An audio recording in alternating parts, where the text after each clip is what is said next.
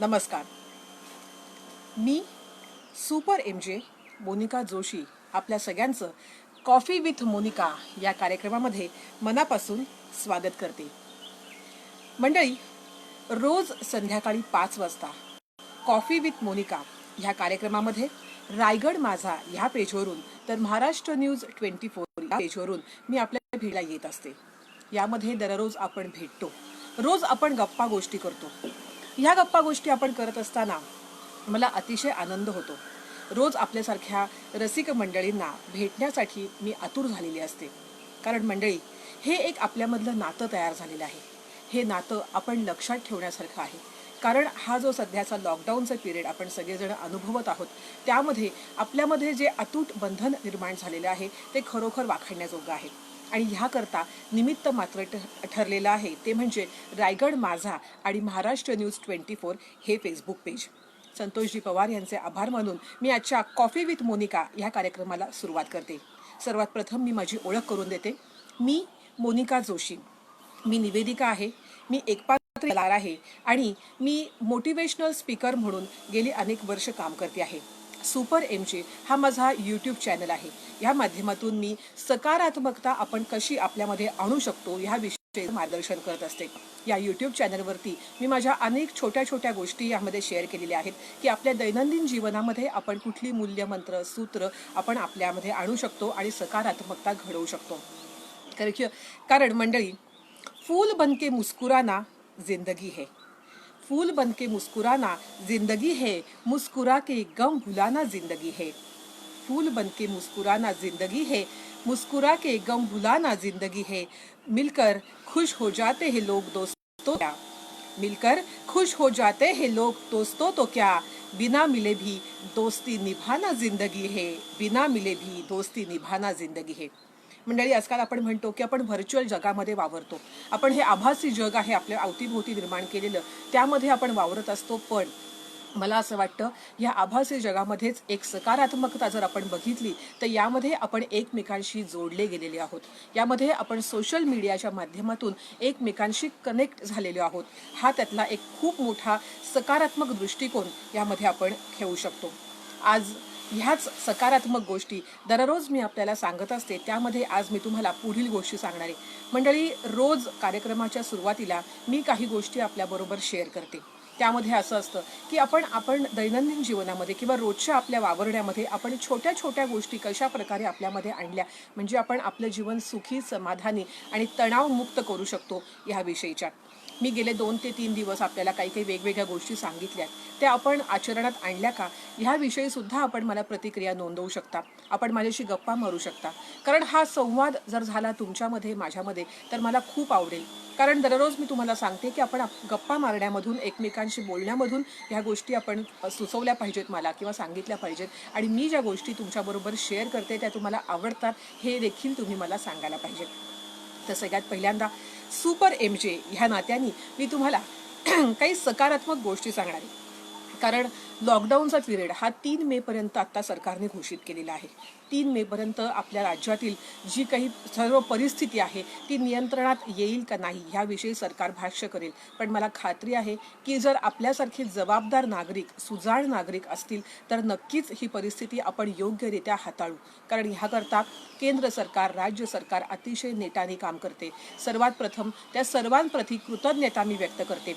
कारण जे डॉक्टर्स, जे आरोग्य कर्मचारी याकरता काम करतायत, जे पोलीस याकरता काम करतायत किंवा ज्या सामाजिक संस्था याकरता काम करतायत, तसंच जे राजकीय स्तरावरती सुद्धा जी मंडळी काम करतायत त्या सगळ्यांकरता कृतज्ञता व्यक्त करूयात. कारण कृतज्ञता व्यक्त करणं हे माणसाचंच एक धर्म आहे. मंडळी, जसं की मी तुम्हाला मागेही सांगितलं आहे की हसणं आणि रडणं ह्या मनुष्याला दिलेल्या खूप मोठ्या भाग्याच्या गोष्टी आहेत. ह्या निमित्ताने आपण खूप खूप भाग्यवान आहोत. कारण हसण्यातून आपला आनंद व्यक्त करणं किंवा रडण्यातून आपलं दुःख, आपलं सर्ग जे काही आपल्याला त्रास होतोय हे व्यक्त करणं, ह्या भावना व्यक्त करण्याचा खूप मोठा ठेवा हा केवळ आणि केवळ मनुष्याला दिलेला आहे. मंडळी, आपण लक्षात घ्या, आपण खूप भाग्यवान आहोत. आता दररोज आपण बातम्या बघत असतो, मीडियावरती आपल्याला वेगवेगळ्या गोष्टींचे सध्या अपडेट्स मिळत असतात, पण प्रत्येक गोष्ट ही स्वतःमध्ये कशी परिपूर्ण असते याचा अनुभव आपल्याला येत असतो. मी तुम्हाला सांगितलंय की निसर्ग स्वतःला सावरतोय, निसर्ग स्वतःहून ह्या सगळ्या गोष्टी करतोय. त्यामध्ये आज मला एक गोष्ट बघायला मिळाली किंवा जी बातमी मला ऐकायला मिळाली त्याने मला अत्यंत आनंद झाला, आणि ती म्हणजे हरिद्वारमध्ये गंगेचं पाणी इतकं शुद्ध झालेलं आहे की ते आता डायरेक्ट आपण पिऊ शकतो. ही किती आनंदाची बाब आहे. आपल्या आयुष्यामध्ये, हिंदू धर्मियांच्या आयुष्यामध्ये म्हणा किंवा सर्व मनुष्यांमध्ये जी नदी आपण पवित्र पावन समजतो, ती नदी आता इतकी शुद्ध झालेली आहे की आपण त्याचं पाणी पिऊ शकतो. ही खरोखर अभिमानाची आणि अत्यंत आनंदाची गोष्ट आहे दोस्त हो. ह्याच अशाच गोष्टी निसर्ग स्वतःहून यामध्ये हा दुरुस्त होतो आहे, आपणहून दुरुस्त होत आहे, आणि याकरता आपण सगळेजण त्याला साथ देत आहोत. मला सांगायला खूप आनंद होतोय की ह्या सकारात्मकतेमुळे आपल्या सगळ्यांची आयुष्य खूप छान झालेली आहेत. आपण गेल्या महिनाभरामध्ये आपण जंक फूड खाल्लेलं नाही, आपण हॉटेलमध्ये गेलेलो नाही, आपण घरातलं शुद्ध सकस अन्न खातोय, स्वच्छ वातावरणामध्ये बनलेलं अन्न आपण खात आहोत. घरामध्ये कुठल्याही सेवकाची सेवा किंवा कुठल्याही कोणाचीही मदत न घेता आपण गेला महिना संपूर्णपणे काढलेला आहे. आज खरोखर इतके छान ही परिस्थिती आहे. घरात एकमेकांबरोबर आपण वेळ घालवतोय. काही मंडळी इतकी व्यस्त असतात की त्यांना महिनोन-महिने आपल्या कुटुंबियांचा चेहरा देखील बघायला मिळत नाही. सतत दौऱ्यांवरती असतात, सतत कामकाजानिमित्त बाहेर असतात. पण आज ह्या लॉकडाऊनच्या निमित्ताने ही चांगली गोष्ट झालेली आहे की आपली मंडळी घरात आहेत. मुलांना आपल्या वडिलांबरोबर वेळ घालवायला मिळतोय, वडिलांना आपल्या मुलांबरोबर खेळायला मिळतंय. ही अत्यंत आनंदाची गोष्ट आहे. पण ह्यातून देखील एक व्यक्ती सातत्याने घरामध्ये सुद्धा झटती आहे, ती म्हणजे आहे घरी स्त्री. आपण त्या स्त्रीचा सुद्धा एक तिला सन्मान करायला पाहिजे. नमस्कार किरणजी, गुड इव्हिनिंग, धन्यवाद. माधवजी लेले, लते साहेब, नमस्कार नमस्कार, धन्यवाद. आपण रोज संध्याकाळी आपण इथे भेटत असतो. कॉफी विथ मोनिका हा कार्यक्रम आपण सगळेजण खूप धमाल त्यामध्ये करतोय, आपण छान मजा करतोय, गप्पा गोष्टी करत आहोत. त्यामुळे मला देखील आपल्याला भेटायला खूप आवडतं. आणि घरातल्या स्त्रीबद्दल मी आपल्याला सांगत होते की जी सतत सातत्याने, कारण सगळेजण घरात आहेत म्हणल्यावरती सततच्या ऑर्डर सुटत असतात. आज मला हे खायचे, उद्या मला ते खायचे, मला आज गोड नको, उद्या मला तिखट नको. ह्या सगळ्या अशा ज्या काही फरमाईशी आहेत त्या पूर्ण करण्याकरता घरातली स्त्री झटते आहे. त्यामुळे घरातल्या स्त्रीचा सुद्धा आपण तितकाच सन्मान करायला पाहिजे, हे इथे मी आवर्जून नमूद करू इच्छिते. कारण मंडळी, पुरुष मंडळींना थोडीशी सवय असते. ऑफिसमध्ये बसल्या बसल्या आली लहर की जा रे जरा एक चहा घेऊन ये, अशी एक ऑर्डर सोडायची. त्यामुळे लगेच त्यांचा बॉय पळापळी करायला लागतो आणि साहेबांसमोर चहा आणून ठेवतो. घरामध्ये सुद्धा जेव्हा अशा फरमाईशी सुटतात तेव्हा घरामधून आवाज येतो, अहो घरामध्ये एक स्वयंपाकघर सुद्धा आहे आणि तिकडे आपण गेलात तर काही कोणी नाही म्हणणार नाही, आपलंच घर समजून जा आणि तिकडे चहा करून घ्या. त्या निमित्ताने पुरुष मंडळी वेगवेगळे पदार्थ करायला देखील इथे शिकत आहेत, वेगवेगळ्या गोष्टी नवीन नवीन शिकत आहेत. ह्या गोष्टी खूप छान आहेत, खूप सकारात्मक आहेत. कारण मी तुम्हाला म्हणलं की सकारात्मकता म्हणजे काय, चांगल्या गोष्टी, वाईटातून सुद्धा चांगलं कसं होऊ शकतं हे आपण बघायला पाहिजे. आणि हे आपण बघतोय. मला खात्री आहे की आपण सगळे सुजाण नागरिक आहोत, आपण सगळे जाणकार नागरिक आहोत आणि आपण सगळे स्वतः घरी बसून ह्या लॉकडाऊनचं पालन करतोय, मला खात्री आहे. तर आपण सकारात्मकता, रोज एक गोष्ट मी तुम्हाला सांगत असते, तर आज मी तुम्हाला सांगणार आहे की आता या परिस्थितीमधून आपल्याला लवकरात लवकर बाहेर पडायचे, आपल्याला ह्यातून बाहेर पडायचे, सुखरूप आपलं सुरळीत आयुष्य पुन्हा चालू करायचे, सगळ्या पूर्वीच्या कामधंद्यांना लागायचं आहे. सगळेजण नाही म्हणलं तरी घरामध्ये कंटाळलेली आहेत. परंतु ह्यातून बाहेर पडण्याचा एक छान मार्ग मी तुम्हाला सांगते. तो म्हणजे कुठला? रोज रात्री झोपण्यापूर्वी मी तुम्हाला सांगितलंय की आपल्या अंतर्मनाची ताकद ही खूप मोठी असते. ही खूप मोठी ताकद आपण वापरून आपले आयुष्य सुखी समाधानी करू शकतो. तर ह्यामधून सुद्धा, ह्या सध्याच्या परिस्थितीमधून सुद्धा आपण बाहेर पडू शकतो. कसे? रात्री झोपण्यापूर्वी, आपल्या रात्री झोपलेले आपण असताना सुद्धा आपलं अंतर्मन हे जागं असतं, आपला मेंदू सतत काम करत असतो. त्यामुळे ह्या अंतर्मनाचा आपण इथे उपयोग करून घेऊ शकतो, ह्यातून आपण बाहेर पडू शकतो. रोज रात्री झोपायच्या आधी शांतपणे आपल्या गादीवरती म्हणा, आपण जिथे झोपतो त्या ठिकाणी बसा, डोळे मिटून स्वस्थ बसा. फक्त झोपण्यापूर्वी 5 मिनिटं, असं एक आत्तापर्यंतच्या अहवालामध्ये सांगितलेलं आहे की रात्री झोपण्याच्या आधी आपण सर्वांनी कुठलीही इलेक्ट्रॉनिक डिव्हाइस म्हणजे टी व्ही असेल, मोबाईल असेल, लॅपटॉप असेल, कुठल्याही प्रकारचं इलेक्ट्रॉनिक डिव्हाइस हे आपल्यापासून कमीत कमी 1 तास आपण ते न बघणं योग्य आहे. कारण आपल्या मनामध्ये त्या सर्व लहरी, त्या सर्व व्हायब्रेशन सतत सतत फिरत राहतात आणि आपलं मन त्यामुळे विचलित होत राहतं. त्यामुळे झोपण्यापूर्वी किमान 1 तास, मला असं वाटतं की प्रत्येकाला ते 1 तास बाजूला ठेवणं शक्य होणार नाही, पण मला असं वाटतं झोपायच्या आधी किमान अर्धा तास तरी आपण ते सर्व डिव्हाइस बाजूला ठेवायत. अशोकजी, शुभ संध्याकाळ. आपण बघताय, मला खूप आनंद झाला. आपलं स्वागत आहे या कार्यक्रमामध्ये कॉफी विथ मोनिका. तेव्हा आपण सर्वांनी झोपण्यापूर्वी किमान 15 ते 20 मिनिटं, शक्य आहे मला वाटतं, आहे का नाही सांगा बरं मला तुम्ही कॉमेंटमध्ये, की झोपण्यापूर्वी 15 ते 20 मिनिटं आपल्या हातातला मोबाईल असेल किंवा आपल्या समोरचा टी व्ही असेल, आपण तिथून हटलं पाहिजे किंवा आपल्या हातून मोबाईल बाजूला ठेवला पाहिजे. जेणेकरून आपलं आयुष्य ह्याकरता आपण जास्त चांगल्या पद्धतीनं जगू शकू. आपण झोपण्यापूर्वी ह्या मोबाईल फोन्स म्हणा किंवा लॅपटॉप म्हणा किंवा टी व्हीपासून लांब व्हायचं आणि जेव्हा प्रत्यक्ष आपण झोपायला जाऊ त्यावेळेला शांतपणे आपण बसायचे, आपण डोळे मिटायचेत, मोठा श्वास घ्यायचा आहे आणि मी सध्याच्या ह्या संकट काळातून सुखरूप बाहेर पडलेलो आहे किंवा मी बाहेर पडलेली आहे, ही गोष्ट स्वतःच्या मनाला सांगायची. जसं तुम्हाला नियमितपणे तुम्ही काम करता, नियमितपणे आणि तुमचं दिनचर्या चालू असते, तशी दिनचर्या सुरू झालेली आहे. या संकटातून मी सुखरूप बाहेर पडलेली आहे, ही गोष्ट तुम्ही 5 ते 10 वेळेला आपल्या मनाला सांगा. जेव्हा रात्री झोपायच्या आधी कुठलीही गोष्ट मनात ठेवून आपण जेव्हा झोपतो तेव्हा ती गोष्ट आपल्या मनामध्ये राहते, त्याचे व्हायब्रेशन्स तयार होतात, त्याचे तरंग तयार होतात आणि ते ब्रह्मांडात जातात आणि ते परत आपल्याकडे येतात. ह्या फेसबुकच्या माध्यमातून, या रायगड माझा महाराष्ट्र न्यूज 24च्या माध्यमातून मी आपल्या सर्वांशी ही चर्चा करते. याचा अर्थ आपण जितके जण बघत आहात, आपण सर्वांनी किमान, मला असं वाटते की रोज जे माझे हे व्हिडिओज 1000-2000 लोक बघतात, त्यांनी किमान ह्या गोष्टी जर केल्या तर नक्कीच ह्याचा परिणाम होतो. हे तरंग पुन्हा आपल्याकडे येतात आणि आपली ही सर्व परिस्थिती सुरळीत व्हायला मदत होणार आहे. मंडळी, मला असं वाटतं की आपण सुपर MJ म्हणून मी हा जो काही आपल्याला सगळ्यांना सल्ला देते, आपण ज्या काही मार्गदर्शन करते, तो आपण अंमलात आणायला पाहिजे. कारण ह्या साध्या सोप्या गोष्टी आहेत की ज्यांनी आपलं जीवन छान बनू शकतं. कारण आपली पिढी कशी आहे मी तुम्हाला सांगते. आज साधारणपणे 35 ते 50 वयोगटातली जी मंडळी आहेत ना, ती खरोखर भाग्यवान मंडळी आहेत का नाही? आता मी पुढच्या ह्या काही गोष्टी तुम्हाला सांगणार आहे, ते सांगितल्यावरती तुम्हाला पटेल की आपली पिढी ही नक्कीच भाग्यवान आहे. कारण ही पिढी जी आहे, या पिढीनं सगळ्या गोष्टी बघितल्यात. आपण एक अख्खं शतक बदलताना बघितलंय. मंडळी, जेव्हा मी ह्या गोष्टीचा जाणत्या वयामध्ये जेव्हा आपण शतक बदलताना बघतो तेव्हा ती किती भाग्याची गोष्ट आहे हे आपल्या पुढच्या पिढीला जेव्हा आपण सांगू तेव्हा ते म्हणतील, अरे बाप रे, तुम्ही शतक बदलताना बघितलंय. हा जो काही आनंद असतो, हा काहीच आपण त्याला वर्णन करू शकत नाही. या पिढीनं खूप मोठे बदल बघितलेले आहेत आणि पचवलेले आहेत. आणि या पिढीचं एक अडचण ती म्हणजे कायम आपण उंबरठ्यावरती उभे आहोत. आपण कायम उंबरठ्यावरती आहोत. आपण जुन्या गोष्टी पण बघितलेल्या आहेत, आपण नवं पण सुद्धा योग्यरित्या आपण आत्मसात केलेले आहे. आपण 1, 2, 5, 10, 20, 25 पैसे बघितलेले आहेत की नाही? या पिढीमध्ये आपण पाहुणे म्हणून एखाद्याकडे जाताना लाजायचं असतं किंवा फोन केल्याशिवाय जायचं नसतं, ही प्रथा पूर्वी नव्हती. किती मोकळेपणा होता सगळ्यांच्या वागण्यामध्ये, किती सहजता होती सगळ्यांच्या वागण्यामध्ये.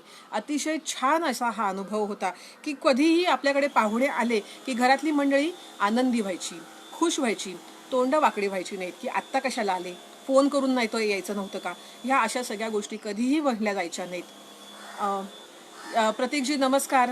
हो, खरं आहे हे. कारण ह्या गोष्टी आपण एकमेकांशी बोलल्या पाहिजेत, ह्या गोष्टी आपण जाणून घ्यायला पाहिजेत. शाई, बोरू, पेन्सिल, पेनपासून सुरुवात करून आपली ही पिढी आता स्मार्टफोन, लॅपटॉप देखील अत्यंत सराईतपणे हाताळताना दिसते. आठवतंय आपल्याला लहानपणी, छोटेपणी असताना आपण आपल्या बाबांकडनं 1-2 रुपये मागून घ्यायचो आणि त्यावेळेला पळत पळत जाऊन जवळच्या एका आपल्या दुकानदाराकडनं आम्हाला हे दे रे बाबा, मला ते दे रे बाबा, तो सुद्धा अतिशय आपुलकीनं द्यायचा. आपण घाबरायचो नाही त्यावेळेला की आता बाहेर गेल्यावरती काय होईल, कसं होईल, दडपण यायचं नाही, जे सध्याच्या पिढीला येतं किंवा सध्याच्या सगळ्या पालकांना येतं की आपल्या मुलाला बाहेर सोडताना बाहेर काय असेल, काय कुठलं संकट हात जोडून उभं असेल याची भीती वाटते आजकालच्या पालकांना. पण ती भीती पूर्वीच्या पालकांना नव्हती. मोकळेपणा होता, वातावरणामध्ये मोकळेपणा होता, समाजामध्ये मोकळेपणा होता आणि समाजामधली लोक आपुलकीनं वागत होती. या पिढीनं सायकल सुद्धा एक चैन म्हणून बघितली आहे.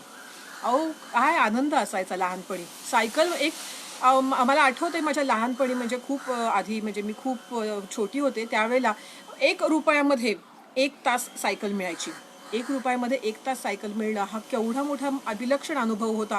आणि 1 तास सायकल चालवल्यावरती जो काही आनंद व्हायचा, मग त्यामध्ये पडझड व्हायची, त्यामध्ये पडायचो, उठायचो, परत सगळ्या अंगावरचे कपडे झटकून परत सायकल चालवायला लागायचो. एक मजा होती, एक आनंद होता, एक चैन होती. आणि आता ह्या आपण नंतरच्या पुढच्या आपल्या आयुष्यामध्ये 30-35ला आता सराईतपणे आपण स्कूटर, मोटर बाईक्स चालवतोय. ही सुद्धा एक गंमत होती. आपण पूर्णपणे संस्कारित देखील आहोत. आपण कुठेही मागे पडलेलो नाहीत. आपण नवीन पिढीला सुद्धा आत्मसात केलेलं आहे. टेप रेकॉर्डर, पॉकेट ट्रान्झिस्टर ज्या पिढीसाठी खूप मोठी मिळकत होती, मार्कशीट आणि टीव्हीच्या येण्यानं बालपणाचा बळी न घेतलेली अशी ही शेवटची पिढी होती. मंडळी, आज खरी गोष्ट आहे, लहान मुलांना म्हणजे शाळेतल्या मुलांना मार्कशीट मिळाल्यावरती घरी आपले आईवडील कशा प्रकारे ह्यावरती व्यक्त होतील ह्याची खूप भीती वाटते. आज इतकी स्पर्धा वाढलेली आहे, आज बाहेर इतक्या गोष्टी वाढलेल्या आहेत की ह्यामध्ये की आज आपण जर मार्कशीट दाखवली आणि त्यामध्ये कमी मार्क असतील तर आपली आई आपल्याला किती ओरडेल, आपले बाबा आपल्याला किती ओरडतील याची धाकधूक लहान मुलांच्या मनामध्ये असते. त्यातूनच हे असे आत्महत्येसारखे प्रकार घडतात. 10वीमध्ये, अहो 10वी हा आयुष्यातला एक टप्पा आहे. 10वीमध्ये कमी मार्क पडले म्हणून जीव देणारी मुलं आपल्याला आज दिसतात. काही वर्षापूर्वी अशी परिस्थिती नव्हती. त्यावेळेला 55-60% सुद्धा अतिशय आनंद मानणारी अशी पिढी होती. पण आज एवढी स्पर्धा वाढली आहे, इतक्या गोष्टी बाहेर वाढल्या आहेत, चंगळवाद वाढलेला आहे. मला असं वाटतंय गेल्या महिनाभरामध्ये आपण बाहेर न पडून, आपण हॉटेलमध्ये न जाऊन सुद्धा आपल्या आयुष्यामध्ये काही मोठा फरक झाला असेल किंवा आपल्याला काही गोष्टी आपण मिळवत नाहीये याची खंत काही जणांना वाटत नसेल असं मला वाटतं. कारण घरात राहणं ही सुद्धा एक चंगळ आहे. मंडळी, लाखो रुपये खर्च करून, करोडो रुपये खर्च करून जे घर आपण मिळवतो, रक्ताचं पाणी करून जे घर आपण मिळवतो, त्या घरात राहण्याकरता कसले आले कंटाळा. हां, आज तुम्हाला देवानी ती सुद्धा एक हे दिलेली आहे. हेमलताताई, धन्यवाद, धन्यवाद. देवाने आपल्याला ही सुद्धा आज एक पर्वणी दिलेली आहे की ज्या घराला मिळवण्याकरता तू एवढा झटलेला आहेस, जे घर मिळवण्याकरता तू एवढा वणवण केलेली आहेस, घर घर पाहिजे, माझं घर पाहिजे, माझं स्वतःचं घर पाहिजे म्हणून तू एवढा झटला आहेस, एवढे लाखो करोडो रुपये तू खर्च केले आहेस, त्या घरामध्ये आज तू राहा. ही संधी देवाने दिलेली आहे. घराला बघ, घर बघ तुझं काय आहे, घरामध्ये कुठली गोष्ट कुठे आहे. कित्येक वेळा नवरे मंडळींची ही अशी तक्रार असते की घरामध्ये मला सजवायला काहीच मिळत नाही. आज मी या निमित्ताने माझ्या सगळ्या मित्रमंडळींना आवाहन करेन की घरामध्ये सजवण्याच्या गोष्टी सुद्धा तुम्ही हातामध्ये घेऊ शकता. तुमचं घर आहे ते तुम्ही मिळवलंय. आज दर महिन्याला एवढा हजारो रुपयांचा EMI आपण भरतोय त्यामध्ये राहण्याकरता, आणि आज त्या घरामध्ये राहण्याची संधी देवाने उपलब्ध करून दिली आहे. ही सकारात्मकता आहे. यामध्ये ही सकारात्मकता घेऊन आपण जगलं पाहिजे. मी तुम्हाला आत्ता सांगत होते की ज्या पिढीला काही गोष्टी मिळाल्यात त्याचा आनंद आहे, मागच्या पिढीच्या गोष्टी त्यांनी घेतलेल्या आहेत आणि आज नव्या पिढीच्या सगळ्या गोष्टी आत्मसात केल्या आहेत. कुकरच्या रिंग्स, टायर असल्या गोष्टी घेऊन लहानपणी गाडी गाडी खेळणं यात त्यांना काहीही कमीपणा वाटत नव्हता. आठवतोय का तो छान असा खेळ की कुकरच्या रिंग एकात एक घालायच्या आणि त्याला गाडी गाडी करत खेळायचं. सळई जमिनीत रुतवत जाणं असा काही खेळ असू शकतो का, हा सुद्धा या पिढीचा एक छान असा अनुभव होता. कैऱ्या तोडणं ही यांच्याकरता चोरी नव्हती. कैऱ्या तोडून आणणं ही अतिशय आनंदाची गोष्ट होती. मंडळी, मला आठवते लहानपणीच्या गोष्टी किती छान असतात, रम्य असतात, आपण त्यामध्ये रमतो. रम्य ते बालपण असं म्हणलेलंच आहे, कारण बालपणीचा काळ हा अतिशय सुरेख असतो, खूप छान असतो बालपणीचा काळ. मला आठवतंय मी लहानपणी आमच्या मामाच्या गावाला जायचे. अरे, मामाचं गाव म्हणजे तर काय विलक्षण हे असते. मामाच्या गावाला आम्ही जायचो. आजी आजोबा असायचे, खूप मोठं कुटुंब होतं आणि आम्ही सगळे, माझ्या मावशा पण तिकडे यायच्या, माझी आई यायची, आम्ही सगळी मंडळी, आम्ही सगळी लहान लहान मुलं दिवसभर हुंदडायचो, दिवसभर जंगलामध्ये फिरायचो, रानामध्ये फिरायचो, किती धमाल असायची. आणि एक गोष्ट मला इथे परत एकदा आवर्जून सांगावीशी वाटते ती म्हणजे माझ्या आजोबांकडे ना एक घड्याळ होतं. त्या घड्याळाचं असं मोठं पूर्वीच्या काळचं एक घड्याळ असतं ना, तर तसं घड्याळ होतं. आणि त्या घड्याळाला एक दर तासाला म्हणजे 1 वाजला, 2 वाजले, 3 वाजले, 5 वाजले, दर तासाला एक असा जाडा माणूस बाहेर यायचा आणि जितके वाजले असतील तितके वेळेला तो खो खो खो करून हसायचा. म्हणजे समजा की 5 वाजले असतील तर हो हो हो हो हो हो हो हो हो असं करून तो माणूस 5 वेळेला हसायचा. मंडळी, आम्ही दर तासाचा तो माणूस बाहेर येण्याची वाट बघत बसलेले असायचो आणि जेव्हा तो माणूस बाहेर येईल तर त्याच्याबरोबर आम्ही सुद्धा खो खो खो खो हसायला लागायचो. किती धमाल होती त्यावेळेला. आता प्रत्येक जण घड्याळाच्या काट्याभोवती फिरतोय, पण तो आज हसणं विसरलेला आहे. हसण्याकरता काहीतरी कारण द्यावं लागतंय आपल्याला. हे कारण आज आयुष्यामध्ये आपण शोधलं पाहिजे. कारण मी पूर्वी सुद्धा सांगितले, माझ्या आधीच्या व्हिडिओजमध्ये पण सांगितले की हसण्याने अनेक रोग, अनेक चिंता, अनेक तणाव हे छान होऊ शकतात, हील होऊ शकतात आणि निघून जाऊ शकतात. त्यामुळे हसणं आयुष्यामध्ये खूप महत्त्वाचं आहे. आपण स्वतःला घड्याळात बांधून घेतलंय, पण हसणं आपण विसरून गेलो आहोत. पूर्वी घड्याळामुळे हसू यायचं, पण आज हसणं आपलं कुठेतरी विरून गेलेलं आहे. आपण सगळ्या धावपळी आटलेले आहोत. आपण कशाच्या मागे पळतोय आपल्याला माहिती नाही. आपण कशा करता जगतोय आपल्याला माहिती नाही. पण आज जी पिढी सुंदर जगलेली आहे आपल्यासारखी, जी पिढी छान आहे, त्यांनी आपण पुढच्या पिढीला काहीतरी द्यायला पाहिजे. त्याच पिढीबद्दल मी आज आपल्याला सांगते की कैऱ्या तोडणं ही ज्यांच्याकरता चोरी नव्हती आणि कुठल्याही वेळेत कुणाचंही दार वाजवणं यामध्ये कुठलेही एथिक्स इथं कोणाचेही तुटायचे नाहीत. इथे आपण एथिक्स पाळणं आजकाल फार महत्त्वाचं असतं. आज सोसायट्यांमध्ये राहतो आपण, मोठ्या मोठ्या सगळ्यांची दारं बंद असतात आणि कोणाकडे कधी जायचं, कुठल्या वेळेस जायचं याचे काही एटिकेट्स आपल्याला पाळावे. हे मॅनर आणि एटिकेट पाळण्यामध्ये आपण आपलं कितीतरी मोठा आनंद दडवतोय ही गोष्ट आपण स्वतः आता जाणून घेतल्या पाहिजेत. कारण आज आता हे सुद्धा एक गोष्ट अशी नमूद करण्यासारखी आहे, म्हणजे सोसायट्यांमध्ये आज समोरच्या घरांची दारं बंद असतात. पण सध्याची परिस्थिती इतकी नाजूक आहे, इतकी वेगळी आहे की या संकटाच्या काळामध्ये समोरच्या फ्लॅटमध्ये बंद दारामागे काही अघटित घटना तर घडलेली नाही ना, याची माहिती सुद्धा आपल्याला होणं खूप आवश्यक आहे. आणि ही आपल्याला माहिती व्हायला पाहिजे. समोरच्या घरामध्ये किंवा पलीकडच्या बिल्डिंगमध्ये कोण राहतंय, कसं राहतंय, ह्याविषयी आपण माहिती करून घ्यायला पाहिजे. हे मला इथे आवर्जून सांगावंसं वाटतं. मित्राच्या आईनं जेवू घालणं यात कसलाही उपकाराचा भाव आणि त्याच्या बाबांनी ओरडणं यात कसलाही अहम बसायचा असं समजणारी ही शेवटची पिढी. आता यापुढे अशा प्रकारच्या अहंकार मुलांमध्ये, लहान लहान मुलांमध्ये किती गोष्टी बघायला मिळतात आपल्याला. बाप रे बाप, लहान मुलांचे राग तर असे नाकावर ठेवले असतात.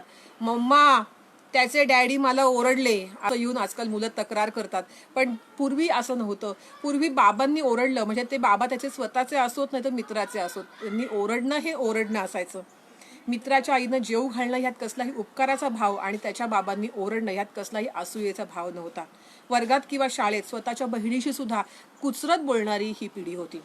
2 दिवस जरी मित्र शाळेत नाही आला तरी शाळा सुटल्या सुटल्या दप्तरासकट त्याच्या घरापर्यंत जाणं आणि त्याचं दार वाजवून तू का आला नाहीस हे विचारणं, ही सुद्धा या पिढीची कडे जायचं, हक्काने जायचं, हक्क बजावणं. इथे आपण जेव्हा जबाबदारी, कर्तव्य आणि हक्क ह्याच्या जेव्हा आपण गोष्टी करतो ना, त्यावेळेला हक्काने ह्या गोष्टी बजवायच्या. कुणाचेही बाबा शाळेत आले की मित्र कुठेही असो 70च्या स्पीडने त्याला बोलवून आणायचं आणि तुझे बाबा आलेत हे सांगण्याचं एक अहम कर्तव्य करायचं. असं करणारी सुद्धा ही पिढी होती. किती छान छान गोष्टी आपल्यासारख्या ह्या पिढीने अनुभवलेल्या आहेत. मी आत्ता हे सगळं तुम्हाला सांगायचं कारण म्हणजे, जसं की मी तुम्हाला सांगते, सकारात्मकता आणण्याकरता आपल्याला काहीतरी गोष्टी हव्या असतात. आपण आयुष्यामध्ये काय केलंय हे जेव्हा आपण एकदा बसून स्वस्थ चित्ताने आठवतो, मी तुम्हाला सांगते की रोज रात्री झोपायच्या आधी ह्या गोष्टी मनात आणा की आपण किती छान जगलेलो आहोत, आपण किती सुंदर आयुष्य अनुभवलेलं आहे आणि असंच आयुष्य आपल्याला पुढच्या पिढीला द्यायचं आहे. हे जेव्हा आपण म्हणतो त्यावेळेला आपल्या मनामध्ये या गोष्टी येतात. मला की आज आता मला असं एक गोष्ट इथे सांगावीशी वाटते. ज्या वेळेला मी ह्या गोष्टींची चर्चा करते ना, त्यावेळेला मला माझ्या आयुष्यातला एक काळ आठवतो.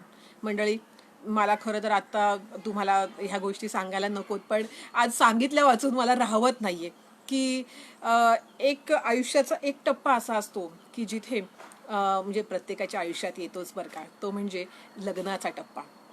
आता लहानपण सरल्यानंतर माणूस जेव्हा तरुण वयामध्ये येतो किंवा लग्नाचं वय होतं त्यावेळची काही माझ्या आयुष्यात घडलेल्या काही गोष्टी आहेत त्या मी तुमच्याबरोबर शेअर करते.